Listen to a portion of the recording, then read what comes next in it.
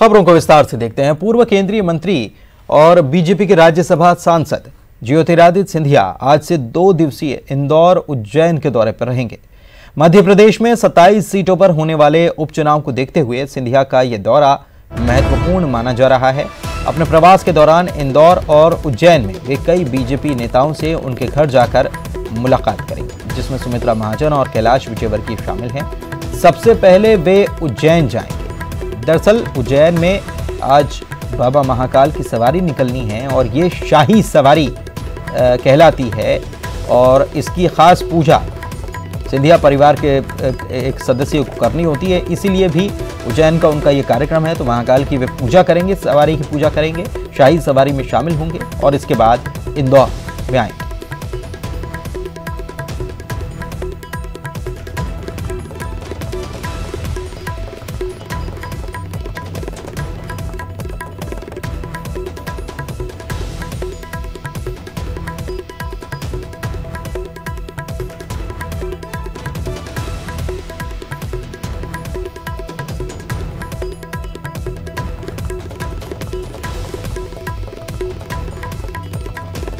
शरद हमारे सहयोगी हमारे साथ भोपाल से लाइव जुड़े हुए हैं, उनसे बात करते हैं इस दौरे को लेकर। कितना महत्वपूर्ण शरद ये दौरा है, 2 दिनों का दौरा है। उज्जैन में शाही सवारी में शामिल होना ही होता है सिंधिया परिवार के एक सदस्य को, इसलिए जाते ही हैं, ये तय है, इसलिए उज्जैन जा रहे हैं। शाही सवारी में शामिल होंगे, पूजा करेंगे और उसके बाद इंदौर आएंगे। इंदौर में मुख्य कार्यक्रम संभवतः ज्यादा है उनके।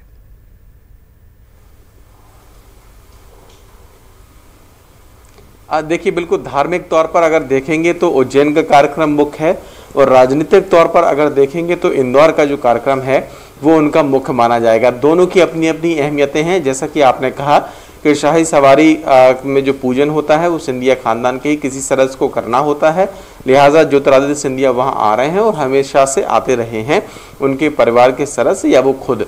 तो एक तो जो कार्यक्रम है महत्वपूर्ण धार्मिक नज़रिए से देखेंगे तो वो उज्जैन का कार्यक्रम है जिसमें ज्योतिरादित्य सिंधिया शामिल होंगे और फिर उसके बाद में इंदौर का जो कार्यक्रम है वो राजनीतिक तौर पर काफ़ी महत्वपूर्ण माना जा रहा है, क्योंकि अब जो है हालांकि सभी लगभग जो टॉप लीडर्स थी बीजेपी की वो कोरोना से पीड़ित रही है और वो सभी अब ठीक हो चुके हैं। खुद ज्योतिरादित्य सिंधिया, मुख्यमंत्री शिवराज सिंह चौहान, बीजेपी के प्रदेश अध्यक्ष वी डी शर्मा, तो इन सब के जो अब दौरे हैं वो वर्चुअली भी जारी हैं और ज़मीनी पर स्तर पर भी जो दौरे हैं उनके सिलसिले शुरू हो रहे हैं। जो जानकारी है उसके मुताबिक ज्योतिरादित्य सिंधिया की ताई भाई दोनों से मुलाकात होनी है इंदौर में और ये इस लिहाज से भी महत्वपूर्ण है क्योंकि अब तक ये जो नेता हैं वो धुर विरोधी माने जाते थे एक दूसरे के। तो संभवतः इंदौर में कैलाश विजयवर्गीय और सिंधिया इन दोनों की जो मुलाकातें हैं वो बहुत कुछ रंग दिखाएंगी आने वाले दिनों में, क्योंकि उपचुनाव भी होना है और उपचुनाव के लिहाज से भी ज्योतिरादित्य सिंधिया कई महत्वपूर्ण बैठकें करने वाले हैं। कुछ खबरें ऐसी भी आ रही हैं कि रमेश मेंदोला जैसे जो विधायक हैं बीजेपी के वो शायद कुछ नाराज़ हैं, इसलिए उन्होंने अपनी दूरी बनाई है इस दौरे से, वो भी तब जबकि वो एक सीट के प्रभारी हैं चुनाव के लिहाज से।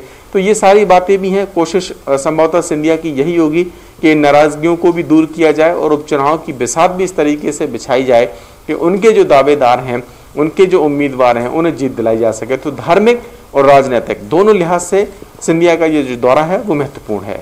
बिल्कुल, और दूरी बनाने की जो जहाँ तक शरद आपने बात कही तो वो दूरी मौका है तो बनाना बनता भी है कि मौके पर ही अगर नाराज़गी जताई जाए तो वो शायद सही जगह पर पहुंच भी जाती है। शरद, आप हमारे साथ बने रहिए। फिलहाल इस खबर पर जानकारी के लिए आपका शुक्रिया। आगे बढ़ते हैं। रुक जाना नहीं योजना के तहत मध्य प्रदेश बोर्ड की 10वीं और 12वीं की परीक्षा आज से शुरू हो रही है। रुक जाना नहीं योजना के तहत मध्य प्रदेश में फेल छात्रों को साल बचाने का एक और मौका मिला है। कोरोना के कारण इस बार 12वीं की परीक्षा तीसरी बार आयोजित की जा रही है। बता दें कि कोरोना के कारण 9 जून से आयोजित परीक्षा में जो बच्चे शामिल नहीं हो पाए थे, इसके लिए एक और मौका उन्हें दिया जा रहा है। वहीं विद्यार्थियों को परीक्षा केंद्र पर 1 घंटे पहले पहुंचना होगा। सभी छात्रों को पेपर के दौरान फिजिकल डिस्टेंसिंग के नियमों का पालन करना होगा। नियमों को ध्यान में रखते हुए सभी बच्चों को अपने नाक मुंह को मास्क या कपड़े से ढक कर रखना होगा।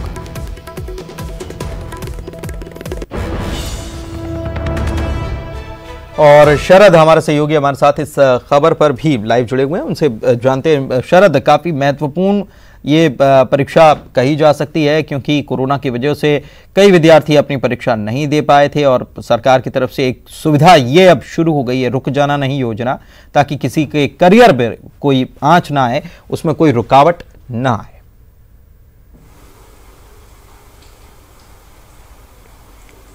देखिए, बिल्कुल आपने सही कहा है। वैसे तो सभी जो छात्र हैं वो कोशिश करते हैं कि परीक्षा में ज़्यादा से ज़्यादा मेहनत करें और अच्छे से अच्छे अंक लाएं, वो उत्तीर्ण हों, लेकिन फिर भी कुछ परेशानियां कुछ छात्रों के साथ में कुछ समस्याएं ऐसी रह जाती होंगी जिस वजह से उनका रिजल्ट खराब हो जाता है। और इसी को देखते हुए मध्य प्रदेश सरकार ने रुक जाना नहीं योजना शुरू की थी। वो ऐसे छात्रों के लिए जो पास नहीं हो पाए थे, अनुत्तीर्ण हो गए थे, उनके लिए ये आयोजित की गई। लेकिन जो इस दौरान भी कोरोना की वजह से कई ऐसे छात्र रहे जो तय समय पर जो परीक्षा आयोजित होनी थी उसमें शामिल नहीं हो पाए, क्योंकि कई जगह लॉकडाउन रहे, पब्लिक ट्रांसपोर्ट जो है वो बंद रहा। हालांकि अभी भी पब्लिक ट्रांसपोर्टेशन को लेकर कुछ समस्याएं हैं, लिहाजा इस परीक्षा को फिर से बार बार दो से 3 बार आयोजित किया गया, ताकि कोई भी छात्र ऐसा जो परीक्षा देने से रह गया हो, वंचित रह गया हो, वो रह ना जाए, उसकी परीक्षा आयोजित कर ली जाए ताकि उसकी साल बर्बाद ना हो।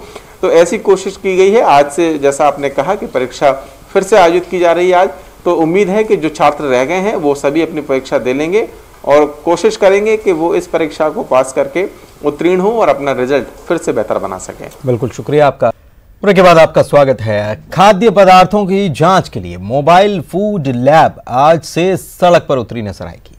आज से शहर के हर क्षेत्र में जांच होगी। आज से 21 अगस्त तक यानी कि अगले 5 दिन तक खाद्य पदार्थों की जांच इसके द्वारा की जाएगी। इस दौरान होटल्स, रेस्टोरेंट्स, मिठाई दुकानों पर खाद्य सामग्री जांची जाएगी और साथ ही उपभोक्ताओं को भी खाद्य सामग्री घर पर ही कैसे जांचें, इसकी ट्रेनिंग भी दी जाएगी।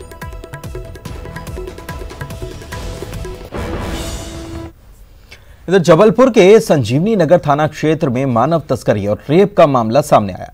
पुलिस ने नाबालिग समेत 3 आरोपियों को गिरफ्तार किया है। आरोपियों ने एक महिला को दमोह निवासी एक शख्स को शादी के नाम पर बेचा था। इसके साथ उसने कई बार बलात्कार भी किया।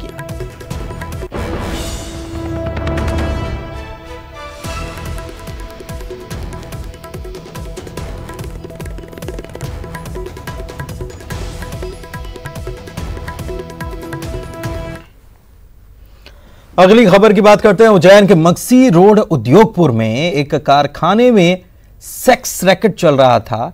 इस पर पवासा थाने की पुलिस ने दबिश दी और 2 महिलाओं समेत 8 लोगों को पुलिस ने यहां से गिरफ्तार किया। शहर में रविवार को टोटल लॉकडाउन रहने के बाद भी ये सभी फैक्ट्री में इकट्ठा हुए और पुलिस की इस कार्रवाई में पवासा थाने के एक आरक्षक की भूमिका भी संदिग्ध पाई गई। पुलिस सूत्रों की माने तो आरक्षक को एसपी मनोज सिंह के आदेश के बाद निलंबित भी कर दिया गया है।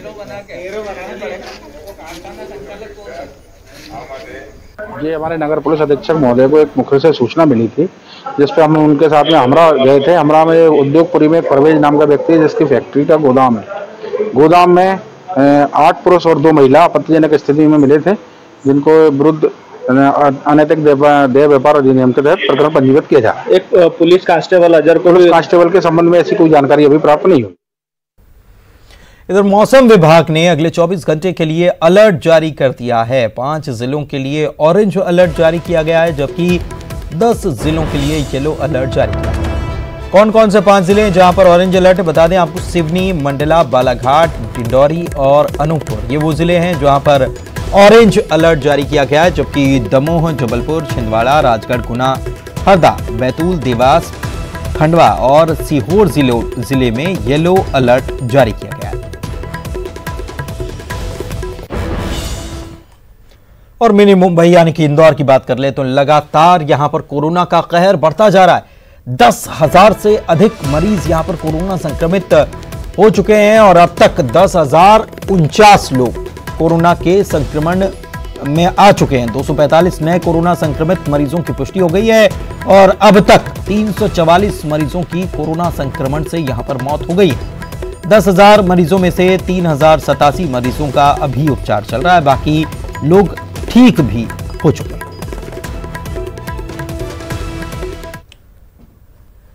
एमपी में बनने वाले चंबल प्रोग्रेस वे का नाम पूर्व पीएम अटल जी के नाम पर रखा जाएगा। इसकी घोषणा सीएम शिवराज सिंह चौहान ने वाजपेयी जी की दूसरी पुण्यतिथि पर की। वहीं ग्वालियर दौरे पर आए गृह मंत्री नरोत्तम मिश्रा ने भी अटल प्रोग्रेस वे से चंबल का चौतरफा विकास होने की बात कही।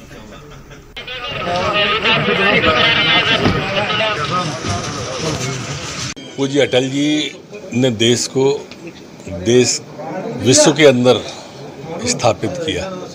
हमारे ग्वालियर अंचल से थे, चंबल के नाम से पहचान है और चंबल प्रोग्रेस वे वो एक ऐसी है जो हमारे ग्वालियर चंबल की परिदृश्य को बदलेगी, रोजगार के नए अवसर गढ़ेगी, क्योंकि उसकी दोनों तरफ औद्योगिक क्षेत्र विकसित होगा, हाउसिंग का क्षेत्र विकसित होगा, जो अपने आप में जो इलाका है ये अपनी पहचान बदलेगा। जो कभी डाकुओं के नाम से पहचाना जाता था, बदनाम कर दिया था लोगों ने, अब वो एक रोजगार के नए अवसर सृजन करके अपनी पहचान को बदलेगा।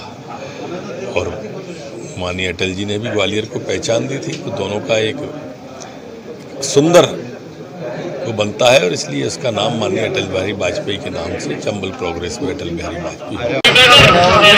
तो अटल प्रोग्रेस वे नाम होगा। चंबल एक्सप्रेस वे के बनने का ऐलान भी कर दिया गया था। बहुत जल्द इसका निर्माण होगा, इसके बारे में नितिन गडकरी बोल भी चुके थे।